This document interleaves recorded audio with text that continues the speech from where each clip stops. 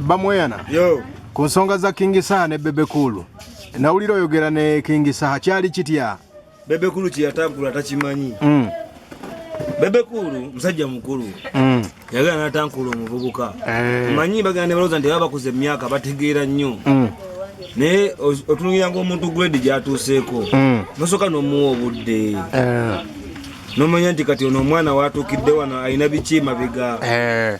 Saha legendary. Bebe Cool naye legendary. Ne Bebe Cool si wakabi. Kozi Bebe Cool yatya. Yafulumiza ne list y'abayimbi abasinze. Yona ina ibiviri. Wekiwatule. Ono sina gopya bagundi. Wazuwena. Yoyo. Bafumba ne keeki. Bafumba keeki nakwate bigoma. Wakati kati Bebe Cool simumanyige mazima. Bebe Cool tamumanyi. Mwembi gwe manyi konsi. Yakuba akayimba Funtula ne Bobby Wine. Embade mayindi yafa. Awali. Jali. Ali kiwatule. Mutegedde kati nze abayimbi bemanyi mayi konsi manyi Bafana. Ne King Saha.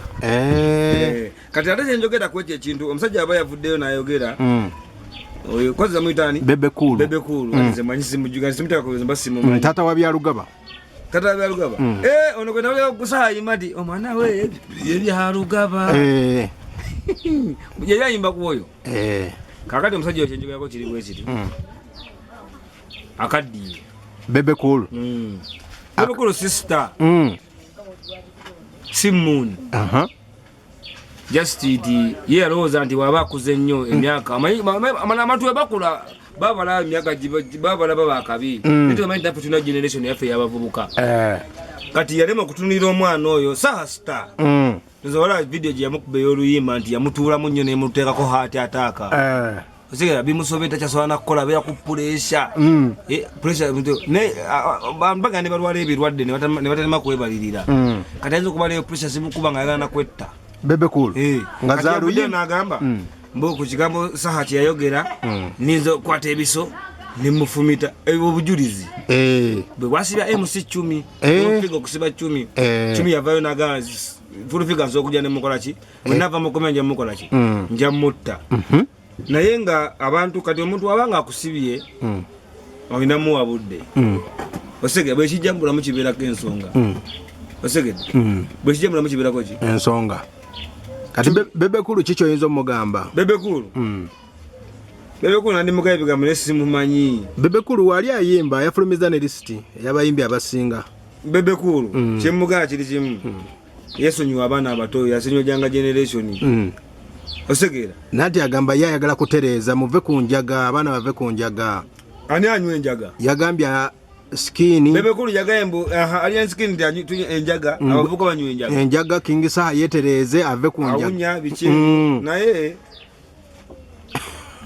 kale abavuka tuba tunywe enjaga kitufu katujinywe ne nati agamba tayagala mufe nga wali tufe atuzala agwalina okundabirira obulamu bwa kati Bebe Cool alina okera ku makyalabirira omuntu talina mutabani we nga yamulema okulabirira yagamba nti yamutereza yetanywa soko ofe ku baana bo nga tonafa ku babalala lumirirwa obulamu bw'abaana bo nga tonafa ku obulamu bw'abalala yasooka alumirirwe mutabani we Byalugaba bw'amala okulumira mutabani we ajje naffe atulumirirwe agamba ekyakikoze abaana abaterezezza ababe agamba abaana ababe bali mu academy basamba Byalugaba atandisa akuba reggae kati yabaluyimba ayina reggae zaakube nandi luyimba ki wezirye ennyimba ze nandi kati bannamawulire mulina obuzibu bumu timwe mwagala otukozesa ensobi togere tutandiyogedde naye mutabani wa Bebe Cool sister simumanyi namumanyi nyanzi just namulya bulizi nga King Saha muyimbako ate nawe nali njogera ne Saha namubuuza omumanyi yanga nika audience oka kuplayingira